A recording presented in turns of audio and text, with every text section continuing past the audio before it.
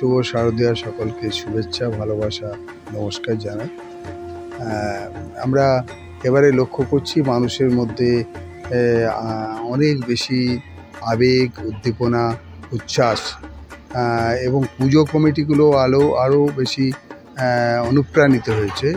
কারণ হচ্ছে বাংলার মুখ্যমন্ত্রী মাননীয় মমতা বন্দ্যোপাধ্যায়। তিনি প্রথম পুজো কমিটিগুলোকে 10,000 টাকা দিয়ে শুরু করেছিলেন। এবছরে সেটা পৌঁছে গেছে প্রায় 85,000 টাকা। আগামীবারে হয়তো 1 লাখ টাকা হবে। এবং ছোটোখাটো যারা গ্রামগঞ্জের পুজো করতে খুব অসুবিধার মধ্যে পড়তেন, আর্থিক অনটনের মধ্যে পড়তেন, সেটা তাদেরকে ভাবনা চিন্তা একদম মুক্ত। অতএব বাংলার মুখ্যমন্ত্রীর এই যে পূজা কমিটিগুলোকে এই যে 85,000 টাকা অনুদান, এটা বাংলার সমস্ত আবেগপ্রবণ মানুষ, যারা উৎসব মুখর মানুষ এবং পূজা কমিটিগুলো অনেক বেশি আনন্দ পেয়েছে। এর জন্য পুজো আরও বেশি মানুষের কাছে প্রাণবন্ত হয়ে উঠেছে।